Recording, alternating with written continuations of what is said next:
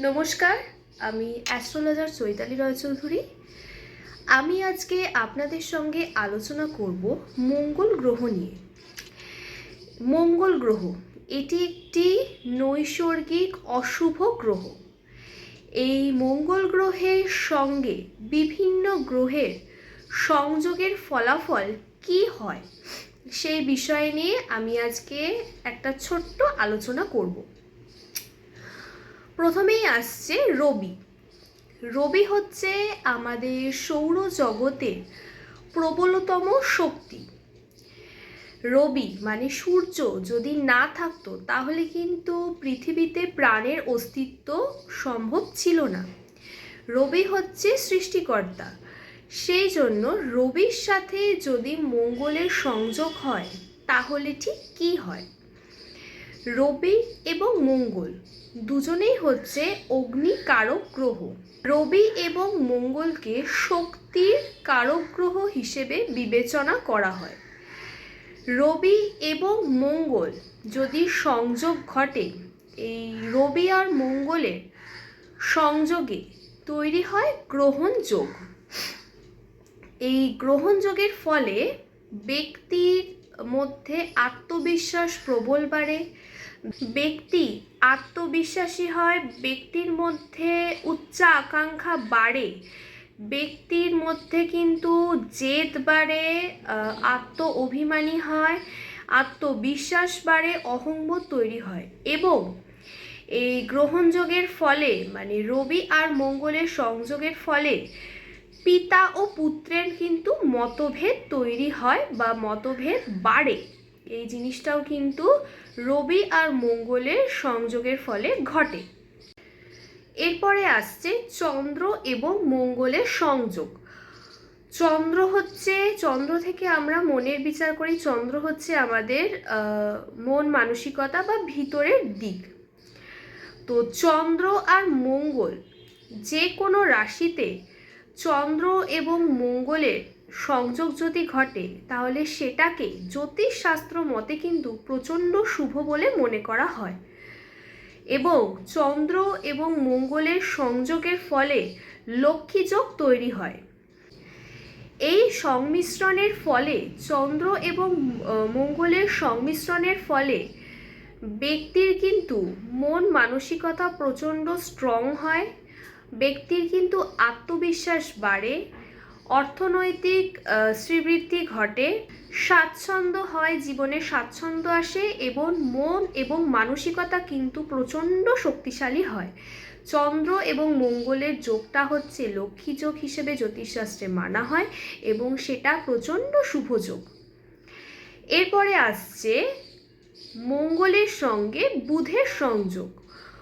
মঙ্গলের সঙ্গে বুধের সংযোগ হলে কি সৃষ্টি হয় বা ব্যক্তির মধ্যে কি বৈশিষ্ট্য লক্ষ্য করা যায়? বুধ হচ্ছে আমাদের বালক গ্রহ এবং মঙ্গল এবং বুধের মধ্যে একটা সুন্দর বন্ধুত্বপূর্ণ সম্পর্ক রয়েছে। মঙ্গল এবং বুধের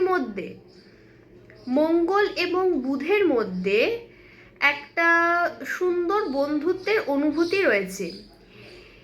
এই অনুভূতির দ্বারা একজন ব্যক্তিকে মঙ্গল এবং বুধের সংযোগে একজন ব্যক্তির কিন্তু কথা বলার ক্ষমতা প্রচণ্ড ভালো হয়। মঙ্গল এবং বুধের যে জোটটা তৈরি হয়, যে সংযোগটা তৈরি হয়, সেটাকে কিন্তু খুব শুভ বলে মনে করা হয়। এবং এই মঙ্গল আর বুধের সংযোগের ফলে ব্যক্তির কিন্তু কথা বলার ক্ষমতা বাড়ে এবং তার লেখার ক্ষমতা বাড়ে, তার বুদ্ধি বাড়ে, তার চিন্তা শক্তিটাও কিন্তু দৃঢ় হয় মঙ্গল আর বুধের সংযোগের ফলে। এরপরে আলোচনা করব মঙ্গল এবং বৃহস্পতির সংযোগের ফলে কি হয়। মঙ্গল এবং বৃহস্পতির সংযোগের ফলে ব্যক্তির মধ্যে কিন্তু সততা বাড়ে, ব্যক্তির মধ্যে কিন্তু কাজ করার একাগ্রতা বাড়ে এবং ব্যক্তির মধ্যে কিন্তু চিন্তা শক্তির ক্ষমতাটা বাড়ে।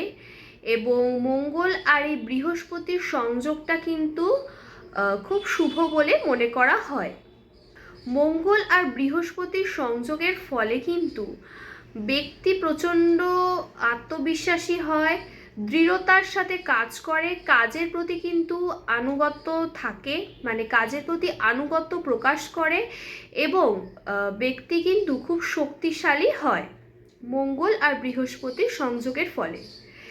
এবার আলোচনা করব মঙ্গল এবং শুক্রের সংযোগের ফলে কি হয়। মঙ্গল এবং শুক্র একে অপরের কিন্তু শত্রু।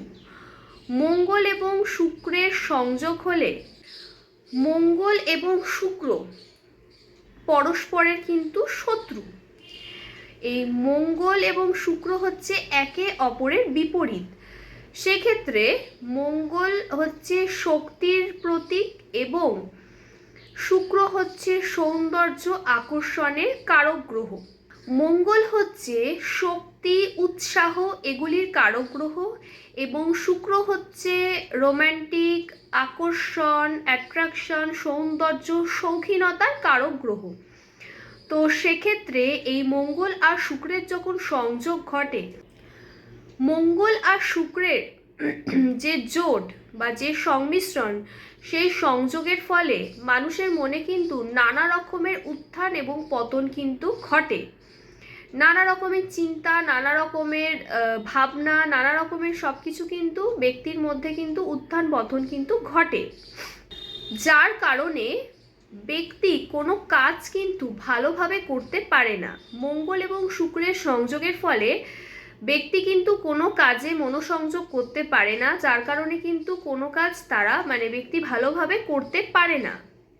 এই মঙ্গল এবং শুক্রের যে সংযোগ তৈরি হয়, সেই সংযোগের ফলে কিন্তু মানুষের মধ্যে নানা রকমের ভুল বোঝাবুঝি তৈরি হয় এবং সম্পর্কের ভাঙন ধরে বা বিচ্ছেদ হয় বা ভুল বোঝাবুঝি বাড়ে। এই জিনিসটাও কিন্তু মঙ্গল এবং শুক্রের সংযোগের ফলে ঘটে। এবার আলোচনা করব মঙ্গল এবং শনির সংযোগের ফলে কি ঘটে। মঙ্গল এবং শনির সংযোগের ফলে মিশ্র ফল কিন্তু দেখা দেয়। যদি সেই রাশিতে পরিস্থিতি শুভ হয় তাহলে সেক্ষেত্রে কিন্তু মিশ্র ফল দেখা দেয় এবং সেক্ষেত্রে কিন্তু কাজের দিকে একাগ্রতা বাড়ে এবং কর্মের দিকটা শুভ হয়। কিন্তু এই যোগটা অশুভ হলেও কর্মের প্রতি একাগ্রতা বাড়ে, ঘৃণা তৈরি হয়, ব্যক্তির মধ্যে ঘৃণা তৈরি হয়, ব্যক্তি পেশায় খুব ভালোভাবে নিজের পেশাটাকে খুব ভালোভাবে রক্ষা করতে পারে এবং শত্রুতা কিন্তু বৃদ্ধি হয়। মঙ্গল এবং শনির সংযোগের ফলে কিন্তু প্রচুর শত্রু বৃদ্ধি হয়, নিজের পেশার ওপর মন দিতে পারে, পেশার দিক থেকে ভালো হয়। যদি রাশিতে পরিস্থিতিটা শুভ থাকে তাহলে সেক্ষেত্রে কিন্তু হয়, যেহেতু মিশ্র ফল দেয়, মঙ্গল এবং শনির সংযোগ কিন্তু মিশ্র ফল দেবে এবং ভেতরে ঘৃণা, ভিতরে একটা বিষণ্ণতা, অবসাদ, এই জিনিসটা কিন্তু সৃষ্টি হয় ব্যক্তির ভিতরে মঙ্গল আর শনির সংযোগের ফলে। এবার আলোচনা করব মঙ্গল এবং রাহুর সংযোগের ফলে কি তৈরি হয়। মঙ্গল এবং রাহুর সংযোগের ফলে তৈরি হয় হচ্ছে অঙ্গারক যোগ। মঙ্গল হচ্ছে শক্তির প্রতীক, মঙ্গল হচ্ছে উগ্রতার প্রতীক এবং রাহু হচ্ছে প্রতারক। তো সেক্ষেত্রে মঙ্গল আর রাহুর যখন সংযোগ ঘটে সেখানে অঙ্গারক যোগ সৃষ্টি হয় এবং এই যোগের ফলে কি কি জিনিস দেখা যায় ব্যক্তির মধ্যে।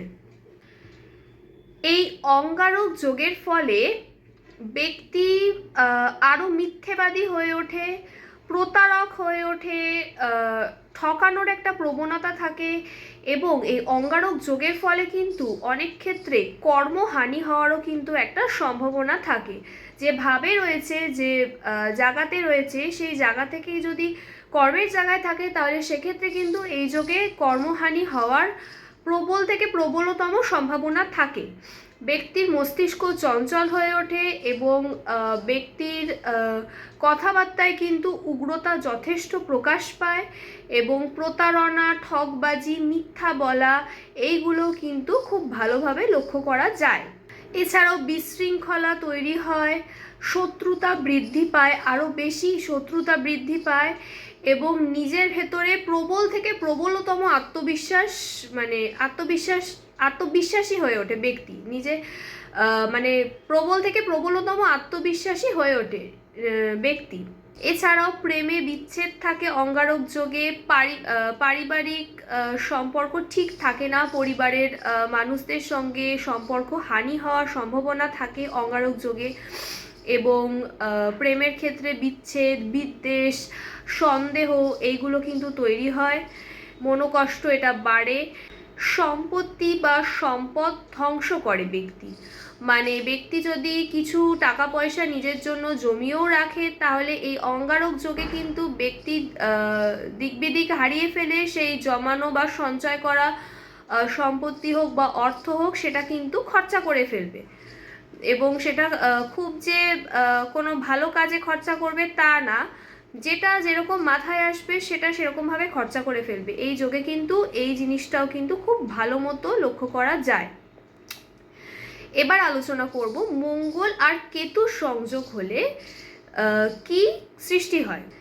মঙ্গল আর কেতুর সংযোগের ফলে ব্যক্তির মধ্যে আধ্যাত্মিকতা বৃদ্ধি পায়, ধর্মের প্রতি আধ্যাত্মিকতা বা ভগবানের প্রতি বিশ্বাস বাড়ে, ব্যক্তির মধ্যে কিন্তু যথেষ্ট পরিমাণে আধ্যাত্মিকতা লক্ষ্য করা যায় মঙ্গল এবং কেতুর সংযোগের ফলে। এই যোগে ব্যক্তিগত বৃদ্ধি বা রূপান্তরের নতুন পথে অন্বেষণ করার জন্য কিন্তু এটা আদর্শ সময়, মঙ্গল আর কেতুর সংযোগের ফলে কিন্তু এটা আদর্শ সময় পরিণত হয়।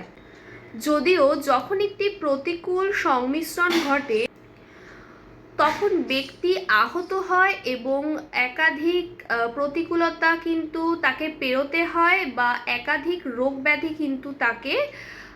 ব্যাধিতে কিন্তু ব্যক্তি আক্রান্ত হয়। এই মঙ্গল এবং কেতুর সংমিশ্রণে কিন্তু এই জিনিসটা ঘটে।